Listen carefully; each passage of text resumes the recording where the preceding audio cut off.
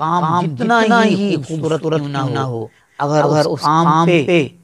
ہمارے پیارے آقا جناب محمد رسول اللہ صلی اللہ علیہ وسلم کی مبارک مہر نہیں تو وہ کام مردود ہے، وہ رد کیا جائے گا، بلکہ بسم اللہ الرحمن الرحیم۔ السلام علیکم ورحمۃ اللہ وبرکاتہ۔ دوستو بھائیو، ربیع الاول کا چاند نظر آیا اور ہمارے بہت سارے مسلمان وہ اس چاند کی مبارکباد خوشخبری سنا رہے ہیں، اور اس خوشخبری کو وہ جنت جانے کا ایک ذریعہ جو ہے وہ بتا رہے ہیں۔ تو میں آپ کو یہ بتانا چاہتا ہوں کہ رسول اللہ صلی اللہ علیہ وسلم کی زندگی ہمارے لیے بہترین اسوہ حسنہ ہے، اور آپ علیہ الصلوۃ والسلام کے بعد صحابہ کرام اہل بیت اعظام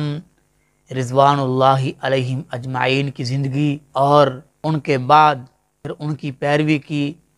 تابعین نے، تبع تابعین نے، ائمہ دین نے، اور اس کے بعد پھر محدثین آئے۔ ان طبقات میں سے کسی سے یہ کام ثابت نہیں کہ ربیع الاول کا چاند جو ہے وہ نظر آیا ہو اور انہوں نے ربیع الاول کا چاند دیکھ کر مبارکباد دی ہو، اور اس مبارکباد پہ کہا ہو کہ جو اس مبارکباد کو لکھ کر آگے شیئر کرے گا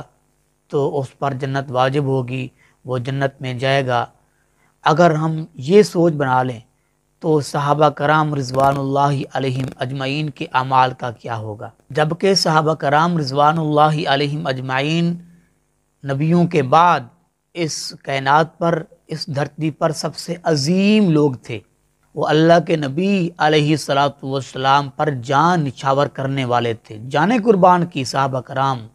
رضوان اللہ علیہم اجمعین نے، اور اسی طرح ان کے بعد تابعین، اور اسی طرح ائمہ دین، اور اس کے بعد پھر محدثین کرام ہے۔ ان میں سے کسی نے یہ کام نہیں کیا۔ جان لو، یاد رکھو، کام جتنا ہی خوبصورت کیوں نہ ہو، اگر اس کام پہ ہمارے پیارے آقا جناب محمد الرسول اللہ صلی اللہ علیہ وسلم کی مبارک مہر نہیں تو وہ کام مردود ہے، وہ رد کیا جائے گا، بلکہ وہ کام جن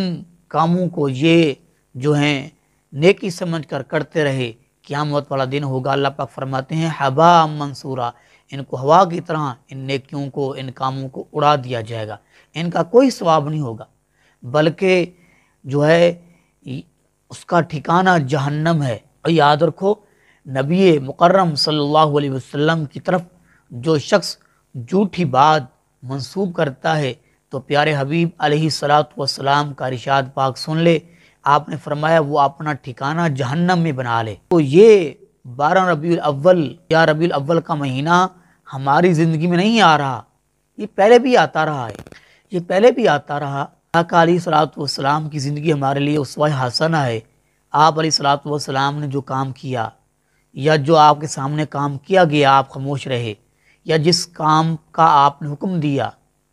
یہ ہمارے لیے حجت ہے، یہ ہمارے لیے اسوہ حسنہ ہے۔ اسی طرح ربیع الاول کا چاند نظر آ گیا ہے تو سب کو مبارک ہے، تو یہ مبارکباد دینا کہیں ہمیں اس کا حدیث پاک میں ثبوت نہیں ملتا۔ اگر یہ ثواب کا کام ہوتا تو صحابہ کرام تو جانے دے دیتے بھائی، وہ اس کام سے محروم رہ گئے۔ ہمارے لیے